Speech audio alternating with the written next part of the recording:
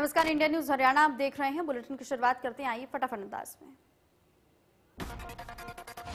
कांग्रेस के वरिष्ठ नेता अहमद पटेल का निधन हो गया है। अहमद पटेल 1 महीना पहले कोरोना से पॉजिटिव पाए गए थे, तो वहीं आपको बताएं उनका इलाज मेदांता अस्पताल में चल रहा है। अहमद पटेल के बेटे फैजल पटेल ने ट्वीट कर कहा है कि उनके पिता अहमद पटेल का सुबह करीब 3 बजे निधन हो गया। जानकारी के मुताबिक अहमद पटेल का गुरुग्राम के मेदांता अस्पताल में इलाज चल रहा था। फैजल पटेल ने ट्वीट कर कहा है कि इलाज के दौरान उनके कई अंगों ने काम करना बंद कर दिया था। वो मल्टी ऑर्गन फेलियर के शिकार हो गए थे। गुरुग्राम के वेदांता अस्पताल में उन्होंने आखिरी सांस ली। प्रधानमंत्री नरेंद्र मोदी ने अहमद पटेल के निधन पर गहरा दुख जताया है। प्रधानमंत्री मोदी ने ट्वीट कर लिखा है कि अहमद पटेल के निधन से काफी दुखी हूं। उन्होंने समाज की सेवा करते हुए कई साल गुजारे। प्रधानमंत्री मोदी ने कहा कि तेज दिमाग वाले अहमद पटेल को कांग्रेस पार्टी को मजबूत करने के लिए हमेशा याद रखा जाएगा। उनके बेटे फैजल से बात की और अपनी संवेदना जताई। ईश्वर से प्रार्थना है कि उनकी आत्मा को शांति मिले। अहमद पटेल के निधन पर कांग्रेस नेता राहुल गांधी ने भी ट्वीट कर दुख जताया है और लिखा है कि कांग्रेस पार्टी के स्तंभ थे अहमद पटेल।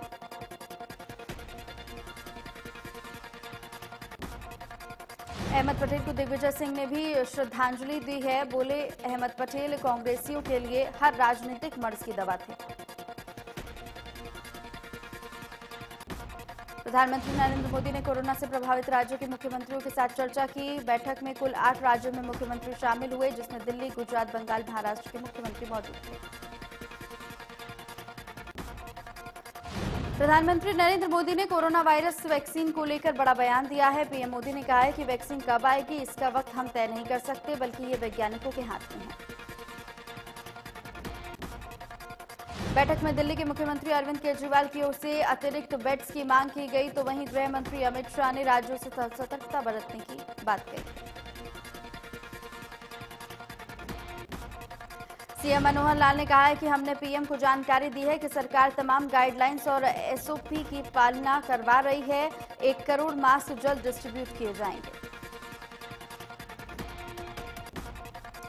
सीएम मनोहर लाल ने जानकारी देते हुए बताया कि शादी में सिर्फ 100 लोगों को बुलाने की परमिशन दी जाएगी। नियम 26 नवंबर से लागू रहेंगे। किसानों के दिल्ली कूच पर बोले सीएम और कहा है कि कानून व्यवस्था को देखते हुए प्रशासन को सख्त कदम उठाने के निर्देश दे दिए गए हैं। जनता से अपील है कि पंजाब और दिल्ली जाने वाले रास्तों का परहेज करें। मुख्यमंत्री ने कहा है कि हम बार बार ये कह रहे हैं कि ये बिल किसान हितैषी है। मंडी सिस्टम को इनसे कोई खामियाजा नहीं उठाना पड़ेगा।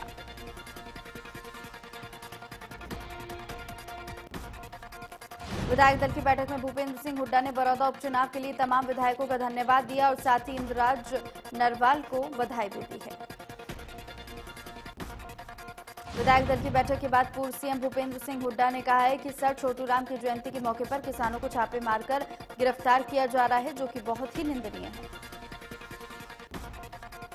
भूपेंद्र सिंह हुड्डा ने पानीपत पार्षद मामले पर बोलते हुए कहा कि प्रदेश में कानून व्यवस्था चरमरा गई है, पार्षद खुदकुशी कर रहे हैं। भूपेंद्र सिंह हुड्डा ने कहा है कि कोरोना मैनेजमेंट में सरकार पूरी तरीके से फेल हो गई है। केंद्र को अपनी टीम भेजकर आज प्रदेश की स्थिति का जायजा लेना पड़ा। 3 कानूनों के साथ जब तक 4 कानून नहीं लाए जाते तब तक हमारी लड़ाई जारी रहेगी। किसानों के साथ हमारा साथ जारी रहेगा। प्रदेश का किसान परेशान है। बाजरा का भी एमएसपी नहीं दिया जा रहा। देश में 24 घंटे में 44,245 नए केस आए सामने। 489 मरीजों की गई जान, तो वहीं 92,21,000 से ज्यादा टोटल एक्टिव केस, 4,43,000 से ज्यादा एक्टिव केस।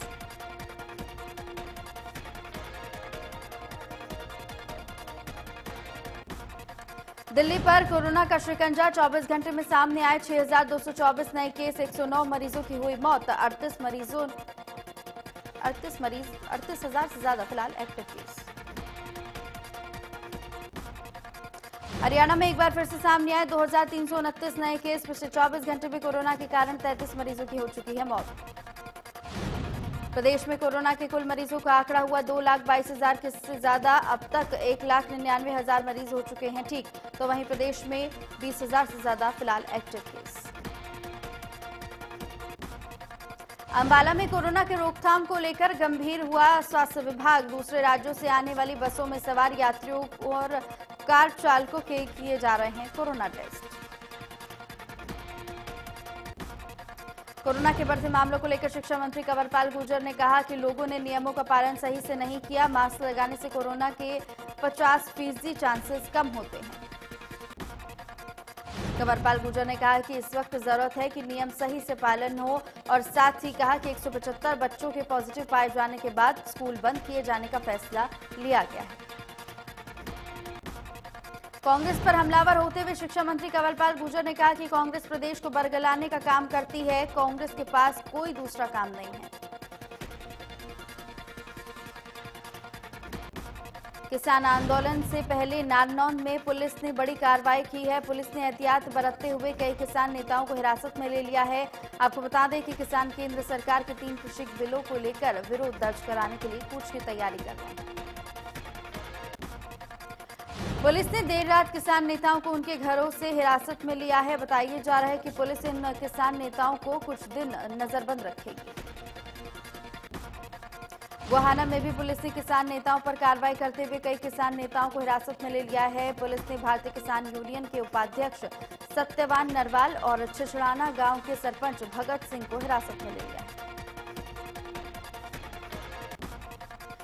किसानों के दिल्ली कूच पर एक्शन में सरकार। 26 और 27 नवंबर को हरियाणा पंजाब बॉर्डर सील। किसानों की दिल्ली कूच के मद्देनजर लिया गया फैसला।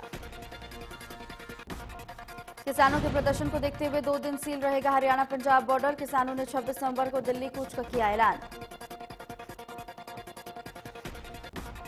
26 नवंबर को किसानों की दिल्ली घेराव आंदोलन के मद्देनजर प्रशासन अलर्ट पर हो गया है। तो वहीं आपको बताएं कि किसानों के दिल्ली कूच को रोकने के लिए करनाल के डीसी निशांत यादव और एसपी ने विभिन्न विभागों के अधिकारियों के साथ नेशनल हाईवे की एंट्री पॉइंट्स का मुआयना किया। हाईवे पर कई स्थानों पर बैरिकेड्स लगाए जाएंगे ताकि किसानों को हाईवे पर चढ़ने से रोका जा सके। इलाकों के गांव से होने वाली एंट्री को भी देखते हुए सड़क पर अवरोध लगाने की योजना बनाई जा रही है। 26 नवंबर को दिल्ली कूच के ऐलान के बाद गोहाना में पुलिस प्रशासन ने देर रात अलग अलग किसान नेताओं के घर पर छापेमारी की है और भारतीय किसान यूनियन के प्रदेश के उपाध्यक्ष सत्यवान समेत कई किसान नेताओं को गिरफ्तार कर लिया है। कृषि कानून के विरोध में किसान 26 को दिल्ली कूच करेंगे, जिसे लेकर आज अंबाला में पुलिस की बड़ी कार्रवाई देखने को मिली है। पुलिस ने किसान नेताओं के घर दबिश देकर उनको हिरासत में ले लिया। थाने में मौजूद किसान नेताओं ने बताया कि सुबह सुबह पुलिस ने घर पर दबिश दी और अपने साथ थाने ले आई। किसान नेता का कहना है कि दिल्ली कूच के कार्यक्रम को फेल करने के लिए ऐसे कदम उठाए जा रहे हैं। करनाल की आईजी भारती अरोड़ा ने 26 नवंबर को किसानों द्वारा दिल्ली कूच मामले में कहा है कि किसी भी किसान को दिल्ली नहीं जाने दिया जाएगा। इसको लेकर पुलिस ने बड़े किसान नेताओं को हिरासत में भी ले लिया है। भारती अरोड़ा ने किसानों पर सख्त रुख अख्तियार करते हुए कहा है कि अगर टकराव की स्थिति बनी तो पुलिस हर हालात से निपटने के लिए तैयार है।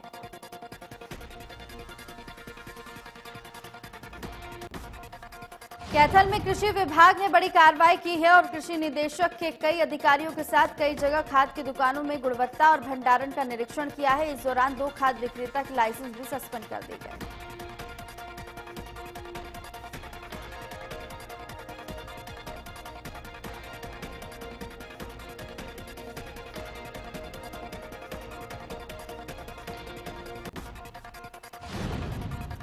खाद्य निदेशक ने बताया है कि जिले में यूरिया खाद के 3 लाख कट्टे स्टॉक में हैं। जो भी किसान खाद लेना चाहते हैं वो अपने साथ हेल्थ कार्ड, अपना आधार साथ लेकर आएं और सभी को खाद मुहैया कराई जाएगी।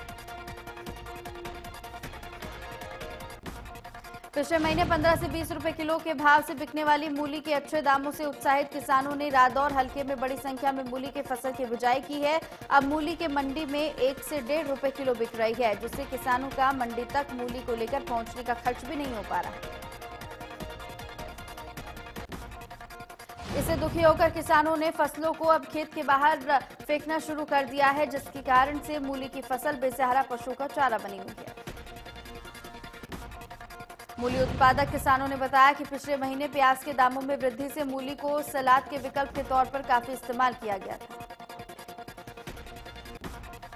हिसार नगर निगम के लघु सचिवालय स्थित जिला सभागार में चुनाव संपन्न हुए। बीजेपी समर्थित पार्षद अनिल मानी को सीनियर डिप्टी मेयर और घोलू गुर्जर के भाई जयवीर गुर्जर को डिप्टी मेयर चुना गया।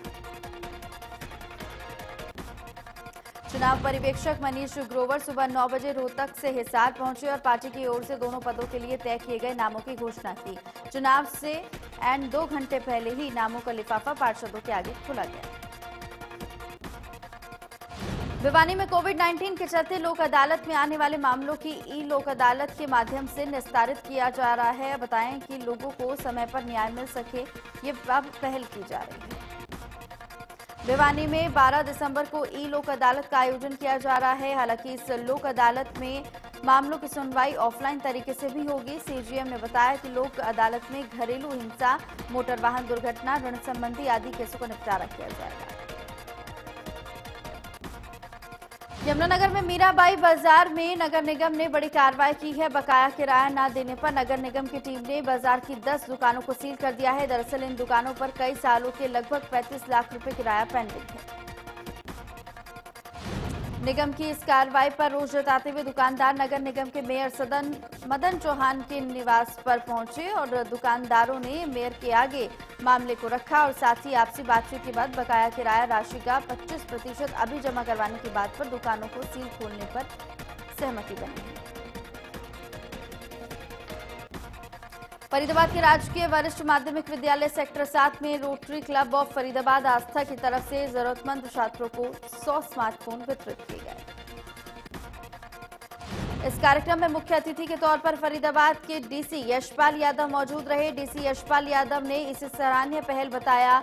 कोरोना महामारी के दौरान छात्रों को स्मार्टफोन से काफी लाभ होगा और उन्हें क्वालिटी एजुकेशन मिलेगी। फरीदाबाद में कोरोना को लेकर एम्स डायरेक्टर डॉक्टर गुलेरिया की नेतृत्व वाली टीम पहुंची और डीसी ऑफिस के अधिकारियों के साथ हाई लेवल की मीटिंग हुई। मीटिंग में उपायुक्त, सीएमओ समेत कई अधिकारी मौजूद रहे। बैठक में जिले में कोरोना को लेकर चर्चा की गई।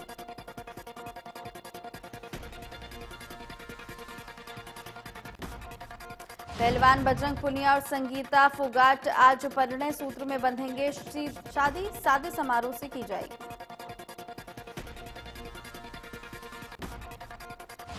बजरंग पुनिया ने कहा कि सादे तरीके से शादी की जा रही है। कोरोना जैसी महामारी से लोगों को बचना मुश्किल है और इसलिए कार्यक्रम को सीमित किया गया है।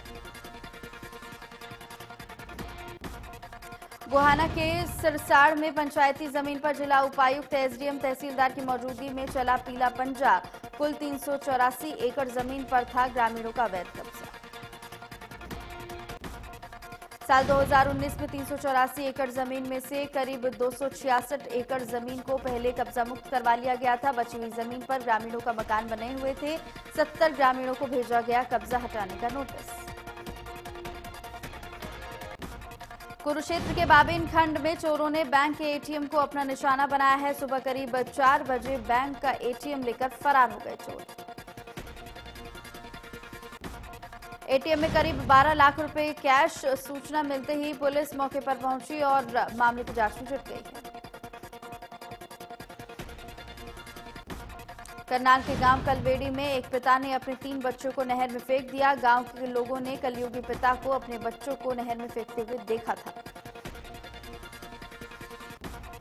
लोगों ने बताया कि घरेलू कलह की वजह से पिता ने अपने बच्चों को नहर में फेंक दिया। सूचना मिलने के बाद पुलिस मौके पर पहुंची और आरोपी पिता के खिलाफ मामला दर्ज कर जांच शुरू कर दी है।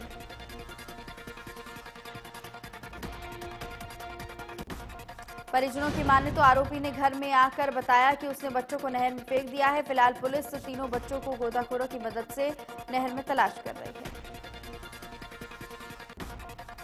अनलॉक के समय कुछ रेलगाड़ियों को चलाया गया था, लेकिन किसानों के आंदोलन के चलते रेलगाड़ियों को रेल प्रशासन द्वारा फिर से बंद करना पड़ा था। अब एक बार फिर से पंजाब में रेलगाड़ियां शुरू हो गई हैं। रेलगाड़ियों को एक बार फिर से शुरुआत होने के बाद पंजाब जाने वाले लोगों में काफी खुशी देखने को मिल रही है। रिटायर्ड कर्मचारी सुखविंदर पाल ने ये बताया है कि उन्होंने गोल्डन टेम्पल जाना था, लेकिन ट्रेन न होने के कारण वो जा नहीं पाए, लेकिन अब उनकी समस्या खत्म हो गई है।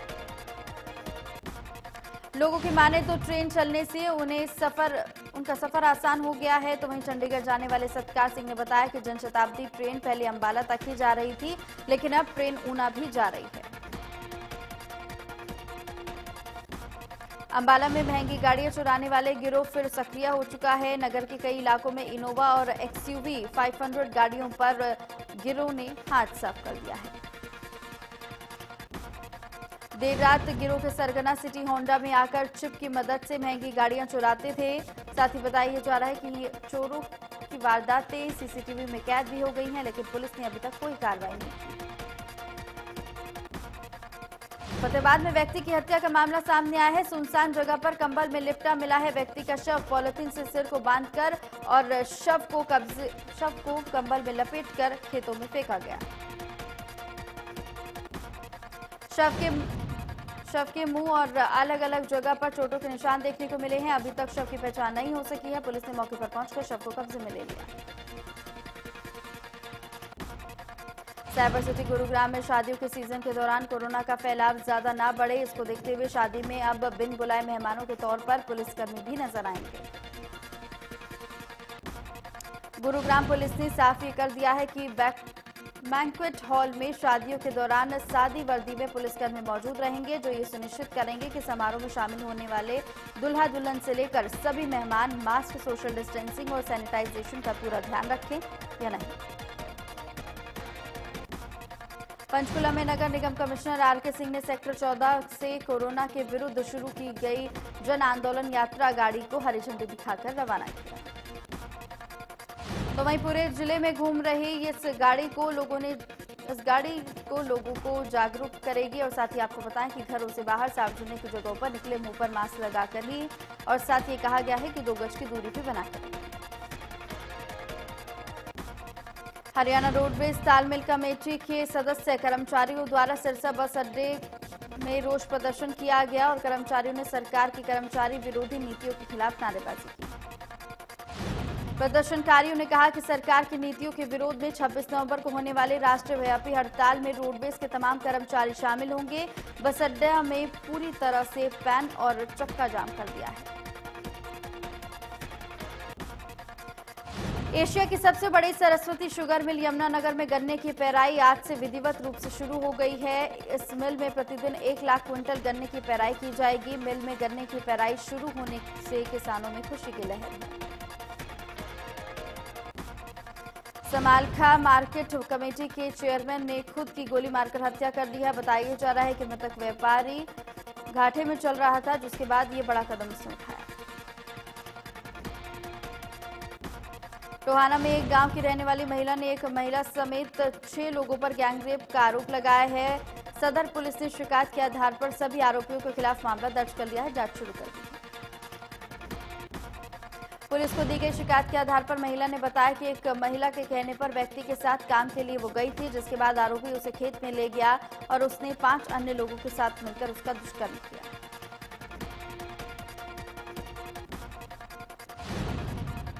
तो वहीं यमुनानगर में ठंड को देखते हुए जिले में रैन बसेरों को कोविड-19 नियमों के तहत 1 दिसंबर से खोले जाने के लिए कहा गया है। 1 दिसंबर से रैन बसेरे खुल जाएंगे। साथ ही आपको बताएं कि इन रैन बसेरों को पूरी तरह साफ सुथरा बनाया जा रहा है। रैन बसेरे के बाहर और अंदर सैनिटाइजेशन भी किया जा रहा है। अलीका गांव से मिले बिना सिर पैर के नवजात बच्चों के शव नागरिक अस्पताल में पोस्टमार्टम कराया गया। दरअसल नवजात बच्चे का गांव में कुत्ते नोच रहे थे। पुलिस ने इस संदर्भ में अज्ञात महिला के खिलाफ मामला दर्ज कर जांच शुरू कर दी है। पुलिस का दावा है कि शीघ्र ही आरोपी महिला को काबू में कर लिया जाएगा और आशा वर्करों से भी क्षेत्र की गर्भवती महिलाओं की जानकारी मांगी गई है। भवानी खेड़ा क्षेत्र के गांव जमालपुर में अज्ञात चोरों ने बीती रात आधा दर्जन दुकानों को अपना निशाना बनाया। इन्वर्टर, बैटरी, शू पैलेस और मिठाई की दुकानों से चोरी की। रादौर में बाइक सवारों ने हवाई फायर कर गैस एजेंसी के कर्मचारियों से 68,000 रुपए की राशि से भरा बैग लूट ले गए। पुलिस मामले की जांच में जुटी हुई है। तो वहीं प्रेम संबंधों के बारे में परिवार को पता चलने के बाद लड़की ने नहर में कूदकर अपनी आत्महत्या कर ली है। बताया जा रहा है कि घटना देर रात फरीदाबाद की है। कुछ युवकों ने उसे देख लिया, समय रहते नहर से बाहर निकाल लिया। आनन फानन में युवती को फरीदाबाद के सिविल अस्पताल में बादशाह खान में भर्ती कराया गया, जहां डॉक्टरी इलाज के बाद उसको छुट्टी दे दी गई। भिवानी में लोहारू रोड पर अज्ञात वाहन ने बाइक को टक्कर मार दी। दुर्घटना के बाद राहगीरों की मदद से घायलों को उपचार के लिए एम्बुलेंस से सिविल अस्पताल में भर्ती करवाया गया, जहां चिकित्सकों ने प्राथमिक उपचार के दौरान उसको मृत घोषित कर दिया। पिथला के गांव चंदावली स्थित आईएमटी में पिछले 3 साल पर धरने पर बैठे हुए 5 गांवों के किसानों का धरना विधायक नयनपाल रावत ने किसानों से खत्म करा दिया। तो वहीं 5 गांवों के 2610 किसानों की 1832 एकड़ जमीन आईएमटी के लिए एक्वायर की गई थी, लेकिन अपनी मांगों को लेकर पिछले 3 सालों से लगातार आईएमटी में बैठे धरने पर किसान बैठे हुए। सिरसा के चौधरी देवीलाल विश्वविद्यालय के मल्टीपर्पज हॉल में आज जिला विकास समन्वय एवं निगरानी समिति की बैठक का आयोजन किया गया। सिरसा की सांसद सुनीता दुग्गल ने बैठक की अध्यक्षता की। इस अवसर पर सांसद दुग्गल ने सिरसा जिले के लिए स्वास्थ्य विभाग को मिले 5 वेंटिलेटर का उद्घाटन किया है और साथ ही इस बैठक में केंद्र और राज्य सरकार की विभिन्न योजनाओं के तहत जिले में चल रहे विकास कार्यों की समीक्षा की। हरियाणा पंजाब में किसानों ने 26 नवंबर को दिल्ली कूच का ऐलान कर दिया है, जिसको लेकर अंबाला प्रशासन ने हरियाणा पंजाब बॉर्डर पर व्यवस्थाओं को लेकर जायजा लिया। एसपी अंबाला ने कहा कि पंजाब में आने वाले किसानों के आगे नहीं जाने दिया जाएगा। 26 नवंबर को किसानों के दिल्ली कूच से पहले सोनीपत जिला प्रशासन ने प्रेस कॉन्फ्रेंस कर किसानों से अपील की है और कहा है कि किसान कोई आंदोलन ना करे, किसानों को दिल्ली जाने से रोक दिया जाएगा। यूपी सरकार का लव जिहाद के खिलाफ बड़ा एक्शन, कैबिनेट ने पास किया अध्यादेश, अधिकतम 10 साल की सजा का प्रावधान।